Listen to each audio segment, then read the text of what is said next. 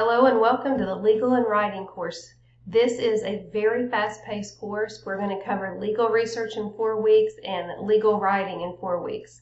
We're going to go beyond an introduction. It's going to be a little bit more in-depth than an introduction, but not too much more.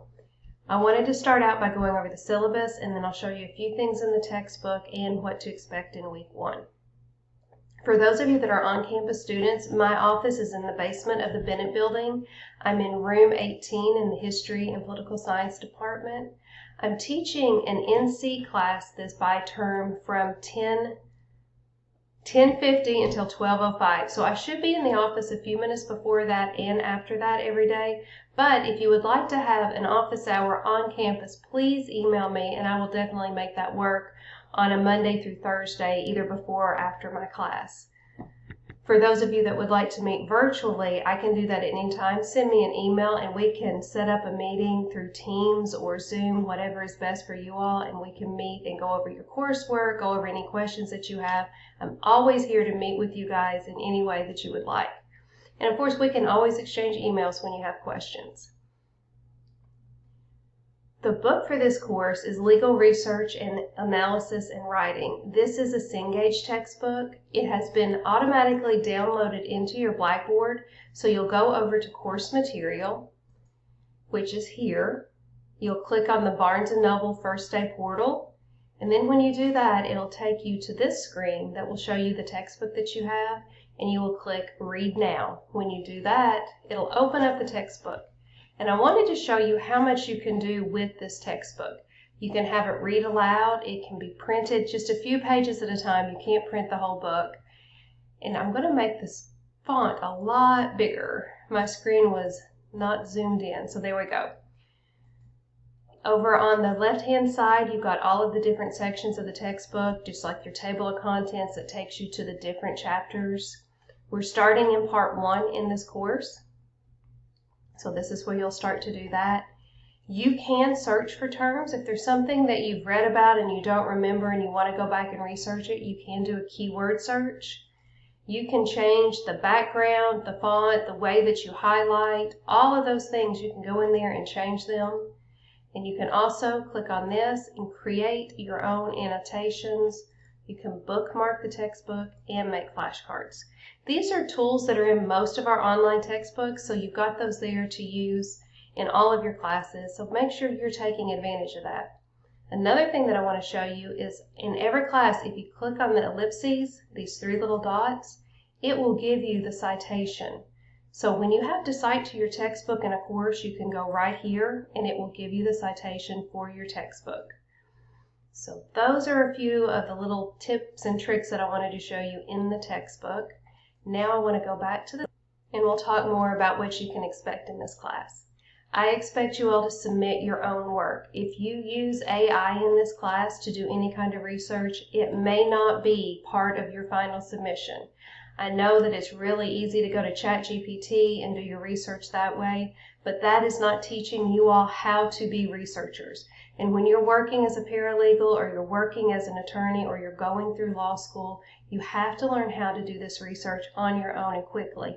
There have been so many lawsuits of people using AI as an attorney or working in an attorney's office, and the information has been completely wrong. They've made up case names, it's been the wrong case, the wrong citations, things have just not been reliable.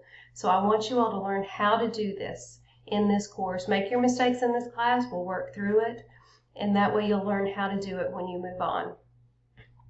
This is an online class, so make sure that you do an assignment in week 1 so that they don't automatically boot you out when they're going through and checking that. Course evaluations will be available at the end of the term, and you can always contact Ms. Shirley Stevens. She is in the Gatliff Administration Building right across from Bennett.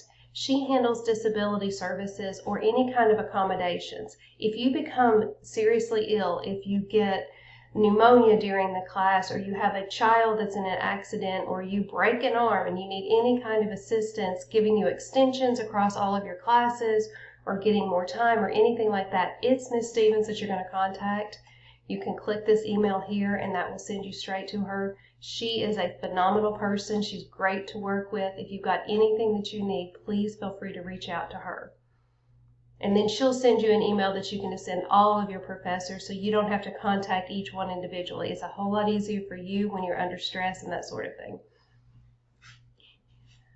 Your responsibilities are to check your course every week. All of the content folders are open right now. You should be able to access the entire course. I'll be making weekly announcements on Mondays.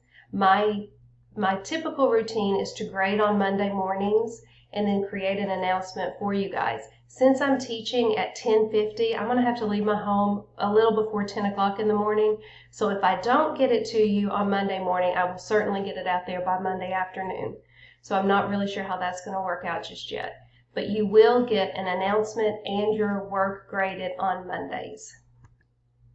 All due dates are Sunday nights in this course for weeks 1 through 7. Week 8 is a short week, so you'll have to submit your work earlier than that. If you do not submit it on time and you have not emailed me and received a response from me, there is a 10% penalty for every day that your work is late. And down here, the grading scale is the standard 90 to 100, 80 to 89. You've got the course schedule that tells you which chapters we'll be covering each week, what the topics are, and then like I've got the midterm is showing in week 4 and the final exam is in week 8. Everything in week 8 is due by Thursday at 11:59 p.m. Your final grades will go into the computer on Friday, so there can be no work submitted after Thursday at 11:59 of week 8. Okay, that's the major information from the syllabus. You know how to go to course materials, to click on Barnes & Noble to get to your textbook. And the next thing we're going to cover is what's expected in week 1. Week 1 is an introduction to the basics of research and writing, learning the main sources of law, understanding the structure of the court system between the federal and the state system, and the hierarchy of laws. And by hierarchy of laws, we mean which one is going to take priority before a court. So if you have a state court decision from Arizona or a Kentucky decision and you're practicing law in Kentucky, the Kentucky case will take priority over something from Arizona. The case from Arizona could be important. It could give the court an idea of a different way to go if they so choose, but it's just persuasive.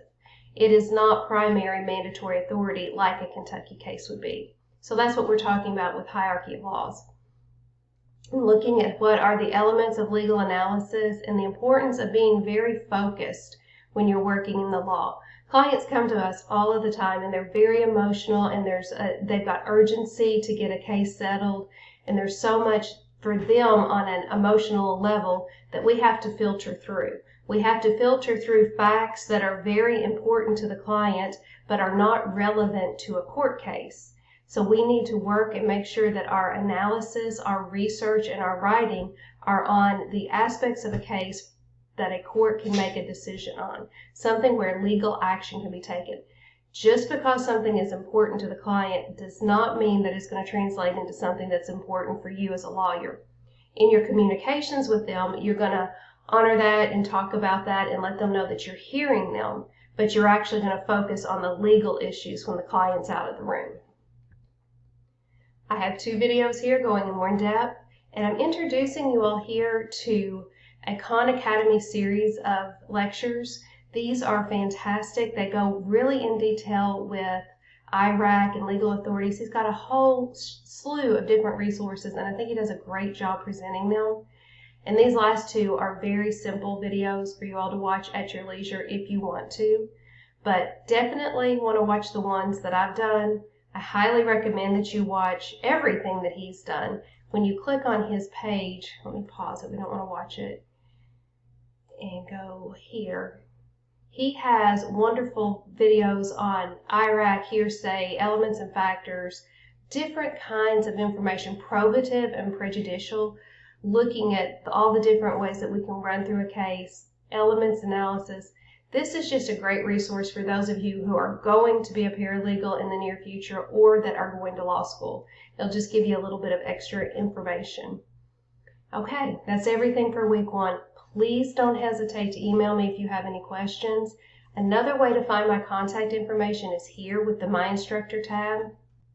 and that will give you my email address, which is a link, my office phone number, which I won't be in there too much this term. I will be in there around 10:30 to 10:50, and then again from 12:15 to maybe 1 o'clock, depending on when I'm meeting with students. And you can always get a hold of me through email, and we can schedule something through the Communicate tab. I hope you guys are looking forward to this. Please be ready to move fast and work hard, and ask me any questions that you have. I'm here to help you all. Have a great week.